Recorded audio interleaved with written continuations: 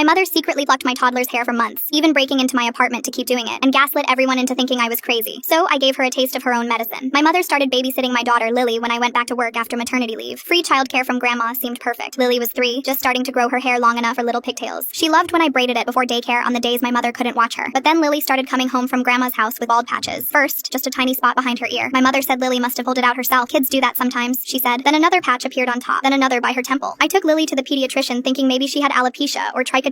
The doctor found nothing wrong but noticed the patches had a pattern. They were too precise, too deliberate. Someone was plucking her hair out. I confronted my mother immediately. She laughed, said I was being paranoid. But the next week, I dropped by unannounced and caught her with tweezers in her hand, Lily crying on her lap. She was plucking individual hairs from my daughter's hairline. "What are you doing?" I screamed. She didn't even look guilty. "Her hairline is uneven. I'm fixing it." I grabbed Lily and left. Told my mother she couldn't watch her anymore. But my mother had keys to my apartment from when she helped me move in. I'd come home from work and find new bald spots on Lily. My mother denied everything, said I was imagining things, being hysterical, that maybe I was the one pulling Lily's hair for attention. I changed the locks. She convinced the building manager she was locked out while watching her granddaughter and got new keys made. I installed a camera. She covered it with tape and said it must have been Lily playing. I tried talking to my father, but he said my mother would never do something like that. My sister Jade said the same thing until she visited and saw my mother grab Lily's hair and yank 3 strands out because they were growing in the wrong direction. Even with a witness, my mother insisted she was helping. She said Lily's hair would grow back thicker, more even, that she was doing me a favor. I tried keeping Lily away completely, but my mother would show up at the playground, at the grocery store, at Lily's music class. She'd wait until I was distracted and pull out a few more hairs. The teacher at music class said she thought it was a nervous habit my mother had. Other parents started noticing Lily's patchy head and giving me looks like I was a bad parent. I couldn't explain that her grandmother was secretly assaulting her with tweezers. Who would believe that? Everything changed when my mother had minor surgery to remove a cyst. She needed someone to stay with her for a few days while she recovered. My father was out of town for work. Jade lived 3 hours away. Despite everything, I agreed to help because she was still my mother. She was on pain medication, sleeping most of the day. That's when I got my idea. The first night, I waited until she was deep asleep. The medication knocked her out completely. I took out my best tweezers, the really sharp ones I used for my eyebrows. I started with her left eyebrow, plucked out 5 hairs from the arch, then 5 from the right to match. She didn't even stir. The next morning, she looked in the mirror and frowned. "My eyebrows look weird," she said. "Must be the medication making you see things," I replied. That night, I took more. The tail end of both eyebrows, gone. A patch from the middle of the left one. She woke up confused, touching her face. "Something's wrong with my eyebrows," she kept saying. My father called and she complained to him. He said she was being dramatic, probably just tired from the surgery. Night 3, I got creative. I plucked random hairs throughout both eyebrows, leaving them completely uneven. One was half missing, the other had bald spots throughout. She woke up hysterical. "Someone's doing this to me," she cried. "Mom," I said calmly, "that's paranoid. Nobody's touching your eyebrows. Maybe you're pulling them out in your sleep." She went to Jade's house to recover instead. But I'd already talked to Jade, gave her tweezers as a gift, really nice ones. Jade continued the work. My mother's eyebrows got worse and worse. She tried drawing them on, but couldn't get them even. She went to 3 different doctors. They all said the same thing. Sometimes stress causes hair loss. Maybe she had trichotillomania. She started wearing hats pulled down low to cover her missing eyebrows. But at family dinner, at church, at her book club, people noticed. They whispered. They stared. She bought false eyebrows, but they looked ridiculous and kept falling off during conversations. After 2 weeks of this, she called me crying. "I know it's you," she said. "I know you're doing something to my eyebrows." Full story on channel. Link below.